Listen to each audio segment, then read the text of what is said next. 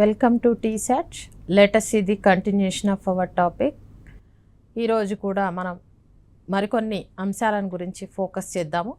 నీటికి సంబంధించిన zoology.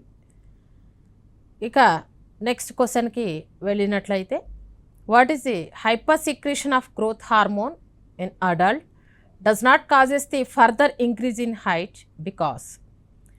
It is also a good question అండి. సాధారణంగా మనందరికీ తెలిసిన విషయమే పెరుగుదల హార్మోన్, దాన్ని సొమాటోట్రాఫిక్ హార్మోన్ లేదా STH అని పిలవటం జరుగుతుంది. ఈ పెరుగుదల హార్మోను అనేది వ్యక్తి తన జీవితకాలంలో, అంటే పుట్టిన దగ్గర నుంచి దాదాపుగా 20 సంవత్సరాల వయసు వచ్చేంత వరకు కూడా పెరుగుదల అనేది మానవుని యొక్క జీవితంలో జరిగేటటువంటి ఒక బయలాజికల్ యాక్టివిటీ. ఈ పెరుగుదల హార్మోను ఎక్కడి నుంచి వస్తుంది అని అంటే పిట్యూటరీ గ్రంథి నుంచి ఏర్పడుతుంది.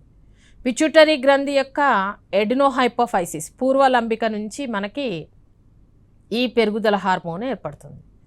ఇంతకుముందు కూడా మనం చెప్పుకున్నాం, పెరుగుదల హార్మోన్ పిట్యూటరీ గ్రంథి పూర్వలంబికను ఎడినోహైపోఫైసిస్ అంటాం. దీని నుంచి 6 రకాల హార్మోన్లు ఏర్పడుతున్నాయి. పిట్యూటరీ గ్రంథి యొక్క పరలంబికను న్యూరోహైపోఫైసిస్ అంటాం. దీని నుంచి 2 రకాల హార్మోన్లు ఏర్పడతాయి.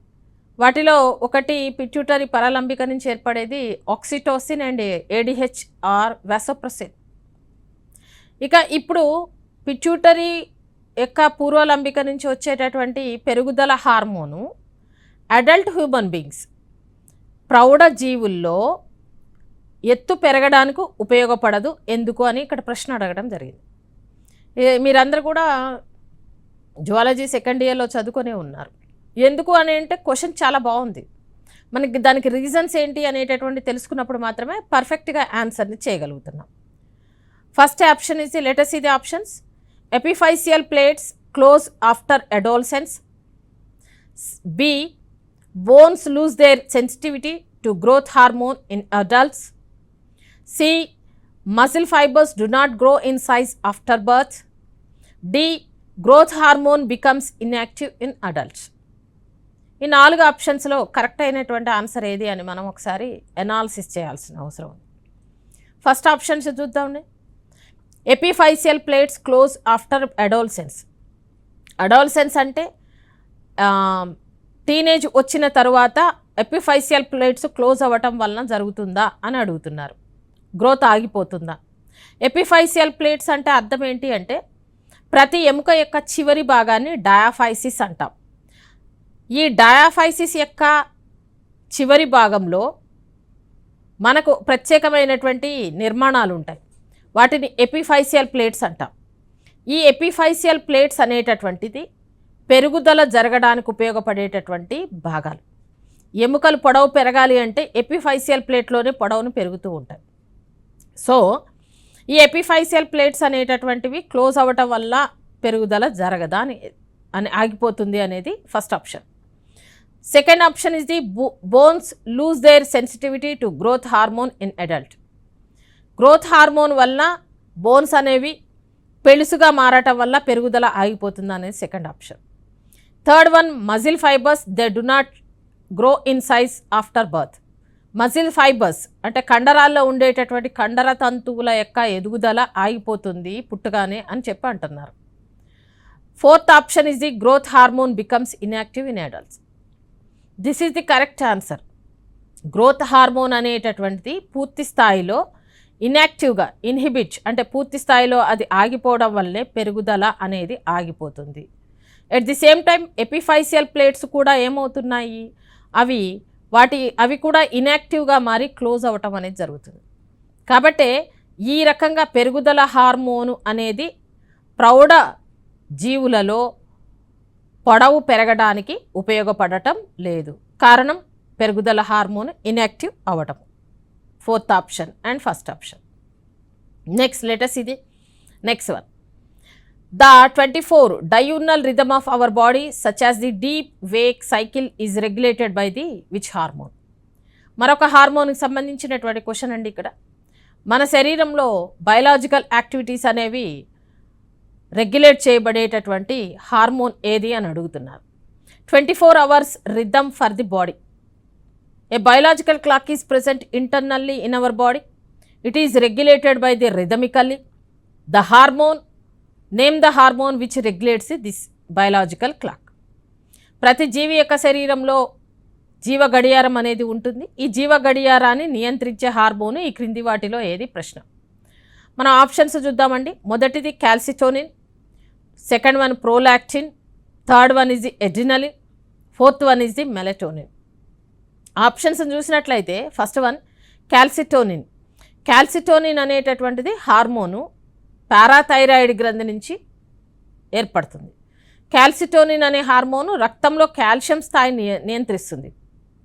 అంతే తప్ప దానికి ఈ బయలాజికల్ క్లాక్కు ఎటువంటి సంబంధం లేదు. So it is not a answer. Second one prolactin. Prolactin is the hormone which is related with the female reproductive system. స్త్రీ ప్రత్యుత్పత్తి వ్యవస్థతో సంబంధం ఉన్నటువంటి హార్మోను ప్రోలాక్టిన్. ప్రోలాక్టిన్ హార్మోన్ వలన మనకి దీన్ని ల్యూటినైజింగ్ హార్మోన్ అని కూడా పిలుస్తాం. ఇది పాల ఉత్పత్తికి సంబంధించినటువంటి హార్మోన్. బిడ్డ ప్రసవించిన తర్వాత తల్లి పాల ఉత్పత్తి కోసం ఉపయోగపడే హార్మోన్ ఇది. Third one is the adrenal gland. Adrenaline. Adrenaline is the hormone which is secreted by the adrenal gland during the some situations. It increases the heart beat and it also increases the muscle activity. It doesn't related with our 24-hour diurnal rhythmic activities or biological activities. Fourth one is the melatonin. Melatonin is the hormone which regulates the diurnal rhythm of the body. ఇది మన యొక్క answer అండి. Fourth answer మన ద్వారగోర్ధం యొక్క పై భాగాన్ని అధోపర్యంకం అంటాం. దాన్నే ఏమంటాము, ఎపిథాలమస్ అంటాం. ఎపిథాలమస్ యొక్క పై భాగంలో పీనియల్ గ్రంథి అనేటటువంటిది ఒక గ్రంథి ఉంటుంది. దాని నుంచి మెలటోనిన్ అనేటటువంటి హార్మోన్ ఉత్పత్తి అవుతుంది. ఈ మెలటోనిన్ అనేటటువంటి హార్మోను మన శరీరంలో జరిగేటటువంటి అన్ని రకాలైనటువంటి జీవక్రియలను నియంత్రిస్తుంది. అంటే 24 hours డయూర్నల్ రిథమ్స్ని, బయలాజికల్ క్లాక్ని రెగ్యులేట్ చేస్తుంది. ఈ హార్మోను శరీర ఉష్ణోగ్రతను క్రమపరుస్తుంది. అలాగే స్త్రీజీవులలో మెన్స్ట్రువల్ సైకిల్ని కూడా నియంత్రించేటటువంటి హార్మోను. మనకి నిద్ర రావడానికి కూడా కారణం ఈ హార్మోన్. ఒక రకంగా మన శరీరంలో రెగ్యులర్గా జరిగేటటువంటి అన్ని రకాలైనటువంటి యాక్టివిటీస్ని రెగ్యులేట్ చేసేటటువంటి హార్మోను మెలటోనిన్. కాబట్టి మన ఆన్సర్ మెలటోనిన్ అండి. Next second one, the blood calcium level is lowered by the deficiency of which hormone.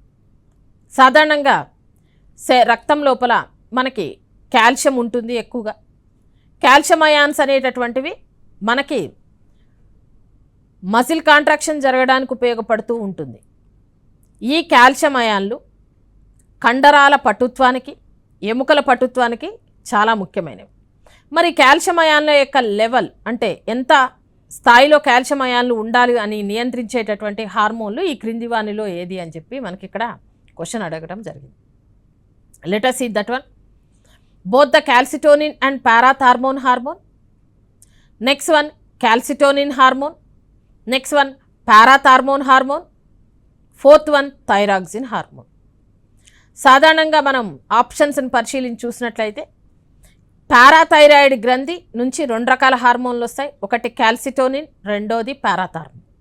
ఈ క్యాల్సిటోనిన్, పారాథార్మోన్ అనే 2 హార్మోన్లు రక్తంలో కాల్షియం యొక్క స్థాయిని నియంత్రిస్తాయి. ఒక హార్మోన్ పెంచితే మరొక హార్మోన్ తగ్గిస్తుంది. అంటే ఎంత స్థాయిలో కాల్షియం ఉండాలని రెగ్యులేట్ చేసే hormone calcitonin and parathormone. Hour answer is the calcitonin and parathormone is the correct answer for the to regulate the calcium level in the blood. Next, mineral found in red pigment of the vertebrate blood is. ఈ క్రింది వాటిలో ఏ రకమైనటువంటి mineral అనేది మన యొక్క రక్తం లోపల ఉంటుంది, అంటే సకశేరుకాల యొక్క రక్తంలో ఉంటుంది. ఇది రెడ్ పిగ్మెంట్ అంటే ఒక వర్ణకం. ఆ వర్ణకంలో ఉండేటటువంటి మూలకం ఏంటి, ఈ క్రింది వాటిలలో ఉన్న మూలకం ఏంటి అని చెప్పి ప్రశ్న అడగడం జరిగింది. ఒకటి మెగ్నీషియం, రెండవది ఐరన్, మూడవది కాల్షియం, నాలుగవది కాపర్. సాధారణంగా మనం పరిశీలించి చూసినట్లయితే సకశేరుకాల యొక్క రక్తము అంటే చేపలు, ఉభయచరాలు, సరీసృపాలు, పక్షులు, క్షీరదాలు, ఈ సకశేరుకాలన్నింటిలో కూడా రక్తము ఎరుపు రంగులో ఉండటానికి కారణము హిమోగ్లోబిన్ అనేటటువంటి శ్వాసవర్ణకం ఉండటం. హిమోగ్లోబిన్ అనేటటువంటి శ్వాసవర్ణకం లోపల మనం పరిశీలించి చూసినట్లయితే ఒక మూలకం ఉంటుంది. అది ఏంటండి, మనందరికీ తెలిసిందే, iron. So our answer is the iron. Iron అనేటటువంటి శ్వాసవర్ణకం ఉండటం వల్లే రక్తం ఎరుపు రంగులో ఉంటుంది. మెగ్నీషియం, కాల్షియం, కాపర్ అనేటటువంటి మూలకాలు ఏ విధంగానూ ఉపయోగపడవు. Next, histamine secreting cells are found in. మరొక ముఖ్యమైనటువంటి క్వశ్చన్ అడగడం జరిగింది. ఇది టిష్యూస్కి సంబంధించినటువంటి టాపిక్ అండి. హిస్టమిన్ అనేటటువంటి పదార్థాన్ని స్రవించేటటువంటి కణాలు ఎక్కడ ఉంటాయి అని చెప్పి అడగడం జరిగింది. ఇక ఆన్సర్స్ని మనం చూసినట్లయితే సాధారణంగా first answer is the connective tissue, second answer is the lungs, third answer is the muscular tissue, fourth answer is the nervous tissue. సాధారణంగా హిస్టమిన్ అనేటటువంటి పదార్థము స్రవించేటటువంటి కణాలు కనెక్టివ్ టిష్యూ అంటే సంయోజక కణజాలం. లంగ్స్ కానీ, మస్కులర్ టిష్యూ కానీ, నర్వస్ టిష్యూ కానీ histamine అనేటటువంటి కణాలతో ఎటువంటి సంబంధాన్ని కలిగి ఉండవు. సాధారణంగా కణజాలాల యొక్క వర్గీకరణను మనం పరిశీలించి చూసినట్లయితే ప్రతి జీవి శరీరంలో కణాల యొక్క కొన్ని కణాల కలయికతోటి కణజాలం అనేది ఏర్పడుతుంది. A group of cells is known as the tissue. Tissues are classified into 4 types. One is the epithelial tissue, second one is the connective tissue, third one is the muscular tissue, fourth one is known as the nervous tissue. ఈ 4 రకాలైనటువంటి కణజాలాలలో ఈ సంయోజక కణజాలాలు అనేటటువంటివి ఎక్కువగా వివిధ రకాలైనటువంటి కణాలను కలిగి ఉంటాయి. ఆ కణాలు mast cells, macrophages, plasma cells అని మొదలైనటువంటి వివిధ రకాలైనటువంటి కణాలను కలిగి ఉంటాయి. వాటిలో ఒక రకానికి చెందినటువంటి కణము మాస్ట్ సెల్. ఈ మాస్ట్ సెల్స్ అనేటటువంటి కణాలు సంయోజక కణజాలంలో ఉండి హిస్టమిన్, బ్రాడికిన్ అనేటటువంటి హెపారిన్ అనేటటువంటి పదార్థాలను విడుదల చేస్తూ ఉంటాయి. కాబట్టి ఇక్కడ ఆన్సరు మనకి histamine. Next, haversian canals occurs in. ఈ పదాన్ని వింటే మీకు కొత్తగా అనిపించవచ్చు. హవర్షన్ కెనాల్ అనేవి ఎక్కడ ఉంటాయి అనేది క్వశ్చన్. హవర్షన్ కెనాల్ని మనం పరిగణించి చూసినట్లయితే సాధారణంగా దృఢమైనటువంటి ఎముకలు, అస్థి కణజాలం. అస్థి కణజాలం కూడా ఒక రకమైనటువంటి సంయోజక కణజాలం. ఈ అస్థి కణజాలంలో దృఢమైనటువంటి ఎముకలు యొక్క లోపలి తలంలో మనము హవర్షన్ వ్యవస్థ అనేది ఉంటుంది. హవర్షన్ వ్యవస్థలో కొన్ని ఆస్టియోసైట్లు మరియు దాని చుట్టూ లాక్యునే, దాని యొక్క మధ్య భాగంలో ఒక పొడవైనటువంటి కాలువ లేదా కెనాల్ ఉంటుంది. వీటన్నిటినీ కలిపి మనం హవర్షన్ వ్యవస్థ అంటాం. ఈ హవర్షన్ వ్యవస్థ ఎక్కడ కనపడుతుంది ఈ క్రింది వాటిలో అనేది క్వశ్చన్ ఇవ్వటం జరిగింది. ఇక్కడ మనం పరిశీలించి చూసినట్లయితే A is the humerus, B is the pubis, C is the scapula, D is the clavicle. ఇప్పుడే మనం చెప్పుకున్నాం హవర్షన్ వ్యవస్థ ఉండాలి అంటే ఖచ్చితంగా దృఢమైనటువంటి ఎముకలు అయి ఉండాలి. All the strong bones are having the haversian systems. So in the haversian system we can see the osteon. The haversian canal along with the osteocytes and lacunae is known as the ostian. మరి ఎక్కడ ఉంటుంది? Humorous అంటే బలమైనటువంటి భుజాస్థి, pubis అంటే మనకు శ్రోడి మేకల్లో కనపడేటటువంటి ఒక ఎముక, స్కాపులా అదేవిధంగా క్లావికిల్. ఇవి ఉరోమేకల, శ్రోణి మేకల్లో కనపడేటటువంటి బలహీనమైనటువంటి ఎముకలు. సో దృఢమైనటువంటి ఎముకగా పరిగణించేటటువంటి హ్యూమరస్ లేదా భుజాస్థి లోపల మనకి ఈ హవర్షన్ కెనాల్ అనేటటువంటి నిర్మాణాలు కనపడటానికి అత్యధికంగా అవకాశం ఉన్నాయి. మన యొక్క answer humerus. An epithelial tissue which has the flat cells arranged edge to edge so as it to appear like closely packed tiles is found to be present edge. ఈ రకమైనటువంటి కణజాలమే ఎక్కడ ఉంటుంది? క్వశ్చన్ చాలా వెరైటీగా ఉంది. ఏమన్నారు? Epithelial tissue. సాధారణంగా epithelial tissue అంటే ఉపకళా కణజాలం. ఈ ఉపకళా కణజాలంలో ఫ్లాట్గా ఉండే సెల్స్, అంటే బల్లపరుపుగా ఉండే కణాలు ఉన్నాయంట. ఎడ్జ్ టు ఎడ్జ్ అమర్చబడి ఉన్నాయి, ఒకదాని పక్కన ఒకటి ఫలకాలు టైల్స్ మాదిరిగా అమర్చబడి ఉన్నాయి, క్లోజ్లీ ప్యాక్డ్ టైల్స్. మరి ఇటువంటి కణజాలము ఎక్కడ ఉండటానికి అవకాశం ఉన్నది అని చెప్పి అడగటం జరిగింది. అంటే మనం ఇక్కడ గమనించాలి, ఈ రకమైనటువంటి కణజాలాన్ని అసలు ఏమంటాం? ఫలకాల మాదిరిగా అమర్చబడి ఒకదాని పక్కన ఒకటి అమర్చబడి ఒక బేస్మెంట్ మెంబ్రెయిన్ ఉన్నటువంటి కణజాలము అన్నీ మొదటి రకము కణజాలంగా పరిగణిస్తాం. దీన్ని సింపుల్ ఎపిథీలియల్ టిష్యూ అని పిలుస్తాం. ఈ సింపుల్ ఎపిథీలియల్ టిష్యూస్ అన్నీ కూడా ఎప్పుడు కూడా ఆర్గాన్స్ యొక్క ఎక్స్టర్నల్ ఏరియాస్ని కవర్ చేస్తూ ఉంటాయి. కుహరాల లోపల, అవయవాల వెలుపల వైపున ఎక్కువగా ఉండేటటువంటి కణజాలమే ఉపకళా కణజాలం, సింపుల్ ఎపిథీలియల్ టిష్యూ. ఆ తర్వాత మనకు వచ్చేది కనెక్టివ్ టిష్యూ, సంయోజక కణజాలం. సంయోజక కణజాలంలో కణాలు కొద్దిగా ఏమంటారు, దూరంగా అమర్చబడి ఉంటాయి. కణాల మధ్యలో మాత్రిక అనేది ఉండి ఒక రకంగా అది వదులు కణజాలం మాదిరిగా ఉంటుంది. సో ఇక్కడ మనం ఒక విషయాన్ని ఐడెంటిఫై చేయొచ్చు. ఎపిథీలియల్ టిష్యూ అనేటటువంటిది సాధారణంగా అవయవాల యొక్క లోపలి తలంలోనూ వెలుపలి తలంలోనూ ఉంటుంది అనేది ఒక ఐడియా మనకు వచ్చేసింది. సో ఇక్కడ మనకు ఆన్సర్ ఏదై ఉంటుందో ఒకసారి మనము చెక్ చేసుకుందాం.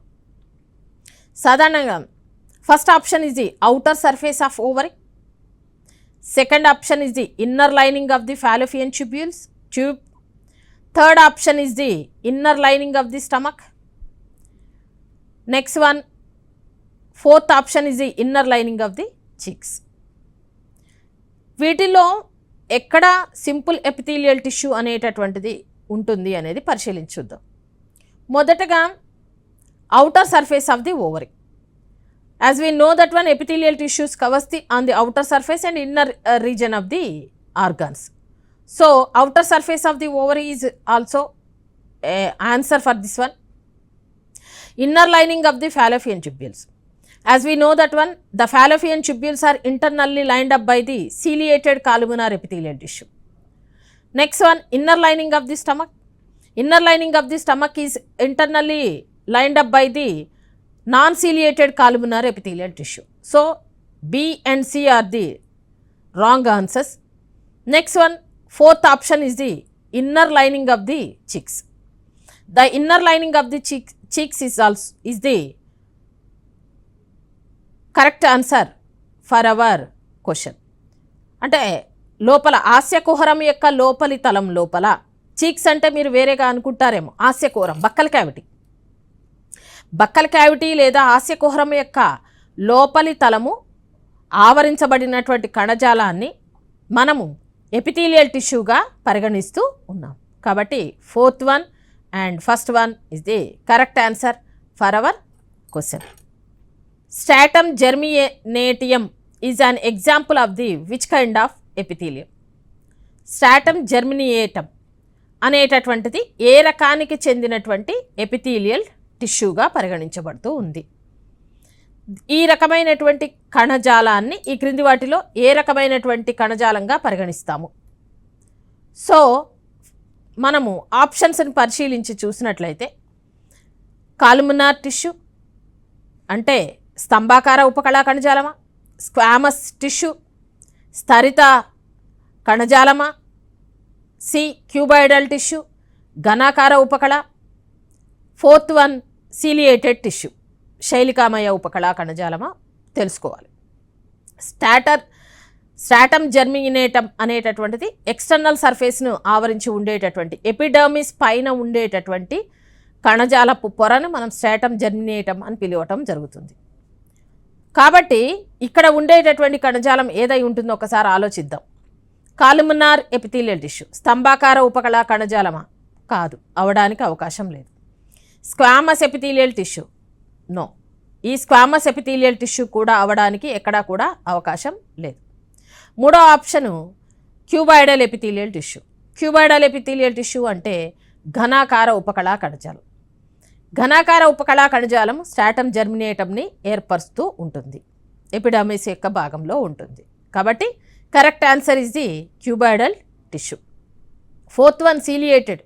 జనరల్గా సీలియేటెడ్ ఎపిథీలియల్ టిష్యూ ఇంతకుముందు ఉన్నటువంటి ప్రీవియస్ క్లాసెస్లో మనం చెప్పుకోవడం జరిగింది. ఓవరీలో ఉన్నటువంటి ఫాలోపియన్ ట్యూబ్యూల్స్లో, అలాగే మనకు బ్రాంక్యూల్స్ శ్వాస నాళికల లోపల ఈ రకమైనటువంటి కణజాలం ఉండి పదార్థాలను ఒక చోటు నుంచి మరొక చోటికి పంపించడానికి ఉపయోగపడేటటువంటి కణజాలంగా మనం దీనిని పరిగణిస్తూ ఉంటాం. So answer is the cuboidal epithelial tissue.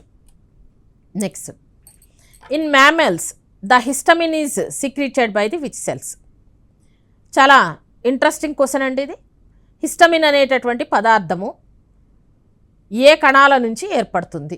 ఈ క్రింది వాటిలో ఏ కణాల నుంచి ఏర్పడుతుంది అనేది question. A lymphocytes, B mast cells, C fibroblast cells, D histiocytes. వీటిలో ఒక్కొక్క దాని గురించి మనం పరిశీలించుద్దాం. సాధారణంగా లింఫోసైట్స్ మనం పరిశీలించి చూసినట్లయితే సాధారణంగా లింఫోసైట్స్ అనేటటువంటి రెండు రకాలుగా ఉంటాయి. ఒకటి టీ లింఫోసైట్లు, రెండవది బి లింఫోసైట్లు. టీ లింఫోసైట్స్ అనేటటువంటివి నేరుగా కణ మధ్యవర్తిత్వ లేదా సెల్ మీడియేటెడ్ ఇమ్యూనిటీలో పాల్పంచుకునేటటువంటి నిర్మాణాలు. అంటే ఈ కణాలు ఏదైనా ఒక పరాన్నజీవి యాంటీజెన్ మన శరీరంలోనికి ప్రవేశించినప్పుడు నేరుగా అటాక్ చేయటం జరుగుతుంది. మొన్న కరోనా వైరస్ వచ్చింది. కరోనా వైరస్ వలన ఎక్కువగా ఇది వైరస్ మన శరీరంలో epithelial layer of the inner lining of the lungs, అంటే ఊపిరితిత్తుల యొక్క లోపల ఉన్నటువంటి ఎక్కడైతే ఎక్స్చేంజ్ ఆఫ్ గ్యాసెస్ అంటే కార్బన్ డైఆక్సైడ్ ఆక్సిజన్ యొక్క వినిమయం జరుగుతూ ఉందో ఆ ప్రదేశాన్ని కరోనా వైరస్ నాశనం చేయడం జరిగింది. మనందరికీ తెలిసిన విషయమే కదా. Oxygen intake, carbon dioxide expelling and respiration అంటాం. ఊపిరితిత్తుల ద్వారా జరుగుతుంది. గాలి లోపలికి రావాలన్నా బయటకు వెళ్ళాలన్నా ఊపిరితిత్తుల్లో ఉన్నటువంటి ఎపిథీలియల్ సెల్స్ ద్వారానే జరుగుతుంది. ఆ ప్రదేశంలో ఈ వైరస్ వెళ్ళి, కరోనా వైరస్ వెళ్ళి కూర్చొని ఆ కణజాలాన్ని నాశనం చేయటం వల్ల ఊపిరితిత్తులు దెబ్బతినటం వల్ల మరణించడం జరిగింది. ఈ లింఫోసైట్స్ అనేవి ఏదైనా ఒక యాంటీజెన్ వచ్చినప్పుడు ఎక్కువగా వైరల్ ఇన్ఫెక్షన్స్ని ఎదుర్కోవడానికి ఉపయోగపడేటటువంటి కణాలు టీ లింఫోసైట్లు. నేరుగా ప్రతిజనకంతో అంటే వ్యాధిని కలగజేసేటటువంటి జీవితోటి పోరాడుతూ ఉంటాయి. మరి నెక్స్ట్ రకానికి, రెండవ రకానికి చెందింది ఏంటి అంటే బి లింఫోసైట్స్. బి లింఫోసైట్స్ని మనం పరిశీలించి చూసినట్లయితే సాధారణంగా బి లింఫోసైట్స్ అనేటటువంటివి హ్యూమోరల్ ఇమ్యూనిటీలో పార్టిసిపేట్ చేస్తాయి. హ్యూమోరల్ ఇమ్యూనిటీ అంటే అర్థం ఏంటి? ఏదైనా ఒక ప్రతిజనకం మానవుని శరీరంలోనికి ప్రవేశించినప్పుడు ఆ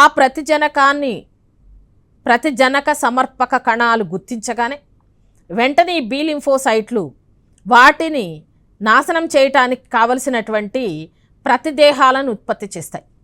ప్రతిదేహాలు అంటే antibodies. The production of antibodies is takes place by the B lymphocytes. ఈ బి లింఫోసైట్స్ ద్వారా ఏర్పడినటువంటి ప్రతిదేహాలు మన శరీరంలోనికి వచ్చినటువంటి ప్రతిజనకాన్ని గుర్తించి వెంటనే వాటిని ఏమంటారు, డెస్ట్రాయ్ అంటే నాశనం చేయటం జరుగుతుంది. మరి ఈ విధంగా లింఫోసైట్స్ అనేటటువంటివి మనకు ఇమ్యూనిటీలో ఉపయోగపడుతూ ఉన్నాయి. వీటితో పాటుగా మోనోసైట్స్ కూడా ఉంటాయి. ఈ మోనోసైట్స్ అనేటటువంటివి కూడా వ్యాధి నిరోధక చర్యలలో పాలుపంచుకుంటాయి. ఎక్కువగా మోనోసైట్స్ అనేటటువంటివి ఏమంటాం, వాటిని ఫాగోసైట్స్గా పరిగణిస్తాం. ఫాగోసైట్స్ అంటే ఏదైనా ఒక ప్రతిజనకం వచ్చినప్పుడు ఆ ప్రతిజనకాన్ని ఎన్గల్ఫింగ్ అంటే దాన్ని తినివేయడానికి ప్రయత్నం చేసేటటువంటి కణాలు. కాబట్టి లింఫోసైట్స్ అనేటటువంటిది ఇక్కడ కరెక్ట్ ఆన్సర్ కాదండి. Second one mast cells. Mast cells అనేటటువంటి కణాలు సంయోజక కణజాలంలో మనకి 3 రకాల పదార్థాలను విడుదల చేస్తాయి. ఒకటి హిస్టమిన్, బ్రాడికిన్, దాంతోపాటుగా హెపారిన్ అనేటటువంటి పదార్థం. హెపారిన్ రక్తం లోపల రక్తం గడ్డగట్టకుండా ఉపయోగపడుతుంది. హిస్టమిన్, బ్రాడికిన్ ఇవి రెండు కూడా వాసోడైలేటర్స్గా ఉపయోగపడతాయి. వాసోడైలేటర్స్ అంటే అర్థం ఏంటండి అంటే రక్తకణ నాళాల విస్పారకాలు, which increases the enlarges the cavity of the blood vessels. కాబట్టి మనకి ఇక్కడ హిస్టమిన్ను స్రవించేటటువంటి కణాలు ఏంటి అంటే మాస్ట్ సెల్స్. ఫైబ్రోబ్లాస్ట్ సెల్స్ అంటే ఇవి ఒక రకమైనటువంటి తంతుయుత కణాలు. ఈ కణాలు ఎక్కడ ఎక్కువగా ఉంటాయి అని అంటే ఎడిపోస్ టిష్యూ, అంటే మనకు దాని ఏమంటారు కొవ్వు కణజాలంలో ఎక్కువగా ఉంటాయి. Histiocytes are located in the what is that one another organs of the body. So our answer is the mast cells. Let us see the continuation. Next one, tendon is made up of which type of tissue? Tendon అంటే ఏమిటి? ఇంతకుముందే చెప్పుకున్నాం మనం. Tendon అంటే ఒక అస్థి కండరాన్ని ఎముకకు అతికిచ్చేదాన్ని tendon అంటాం. Ligament అంటే రెండు ఎముకలను ఒకదానితో ఒకటి అతికిచ్చేదాన్ని లిగమెంట్ అని పిలుస్తాం.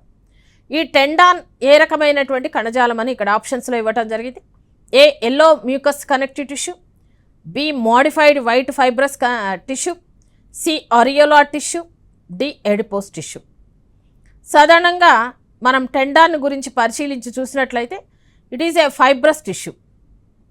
ఈ ఫైబ్రస్ టిష్యూ అనేటటువంటిదే టెండాన్గా పరిగణిస్తూ ఉన్నాం. కాబట్టి our answer is the white fibrous tissue is known as the tendon. Areolar కణజాలం option C, D adipose tissue క్రొవ్వు కణజాలం. ఇవి రెండు కూడా ఆప్షన్స్ సరైనవి కావు. Next very interesting topic one, ligament is an. Ligament అంటే ఏమిటి? Let us see the our options. Elastic white fibrous tissue, modified white fibrous tissue, C modified yellow elastic fibrous tissue, D none of the above. ఇంతకుముందే మనం tendon గురించి మాట్లాడుకున్నాము. Tendon తర్వాత tendon అంటేనేమో కండరాన్ని ఎముక కతికిచ్చేదాన్ని tendon అని పిలుస్తాం. లిగమెంట్ అంటే ఎముకను ఎముకతో అతికించేటటువంటి సంయోజక కణజాలాన్ని లిగమెంట్ అని పిలుస్తాం. అన్ని జాయింట్స్ దగ్గర మనకి లిగమెంట్స్ కనపడతాయి. ఈ లిగమెంట్ అనేటటువంటిది పూర్తి స్థాయిలో ఎలాస్టిసిటీని కలిగి ఉంటుంది. ఈ లిగమెంటు దేనితోటి ఏర్పడినటువంటి నిర్మాణంగా చెప్తున్నాం. సాధారణంగా లిగమెంట్ అనేటటువంటిది వైట్ ఫైబ్రస్ టిష్యూ తోటి ఏర్పడింది. కాబట్టి option is the B. Next one, let us see the next one. Which of the following is not a connective tissue? ఈ క్రింది వాటిలో సంయోజక కణజాలము కానిది ఏంటి? చాలా బాగుంది క్వశ్చన్. మనం సాధారణంగా సంయోజక కణజాలం గురించి చాలా డీటెయిల్గా మాట్లాడుకొని ఉన్నాము. ఇవి ఇచ్చినటువంటి ఆప్షన్స్లో సంయోజక కణజాలం కానిది ఏ రకమైన ఈ క్రింది వాటిలో ఏది కాదు. First option is the blood, second one is the adipose tissue, third one is the cartilage, fourth one is the neuroglia. ఇక్కడ చూసినట్లయితే ఆప్షన్స్ నేను ఒకసారి డి నుంచి వస్తా. న్యూరోగ్లియా అంటే నాడీ కణజాలం. సాధారణంగా నాడీ కణజాలానికి సంబంధించినటువంటి నిర్మాణాన్నిగా మనం న్యూరోగ్లియాను చెప్పడం జరుగుతుంది. Third one is the cartilage is also one type of connective tissue. Second one is the adipose tissue. Adipose కణజాలము అత్యధికంగా ఎడిపోసైట్స్ ఉండేటటువంటి కణజాలాన్ని ఎడిపోస్ టిష్యూ అంటాం. ఈ ఎడిపోస్ కణజాలము కూడా ఒక రకమైనకి చెందినటువంటి connective tissue. First one is the blood is also one type of fluid connective tissue. So first 3 options కూడా connective టిష్యూసే.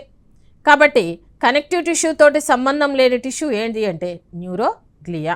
During an injury nasal septum gets damaged and for its recovery which cartilage is preferred. ఒక injury వలన nasal septum దెబ్బతిందంట. మరి ఈ nasal septum దెబ్బతిన్నప్పుడు దీన్ని recovery చేసేటటువంటి అంటే దీన్ని ఏమంటారు హీలింగ్ చేసేటటువంటి కార్టిలేజ్, అక్కడ ఏ రకమైన కార్టిలేజ్ ఉంటుంది మృదులాస్థి అని చెప్పి అడగడం జరిగింది.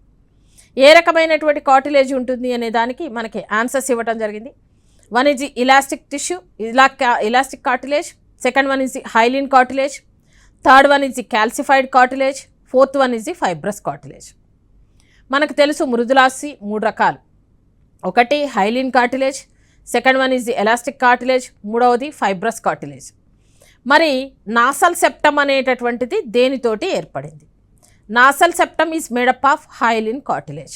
You should remember the nasal septum is always made up of hyaline cartilage. Nasal septum అంటే నాసికా విభాజకము హైలిన్ కార్టిలేజ్ అనేటటువంటి మృదులాస్థితోటి ఏర్పడింది. కాబట్టి our answer is the B is the our answer. Okay, next one, areolar connective tissues joints. Areolar connective tissue అనేటటువంటిది దేన్ని కలుపుతుంది? A is the bones with bones, B fatty body with muscles, C integument with muscles, D bones with muscles. చాలా బాగుంది question, confuse చేయడానికి అవకాశం ఉంది. మనందరికీ తెలుసు టెండాన్ అంటే మజిల్ని బోన్కి కలిపేదాన్ని టెండాన్ అన్నాం.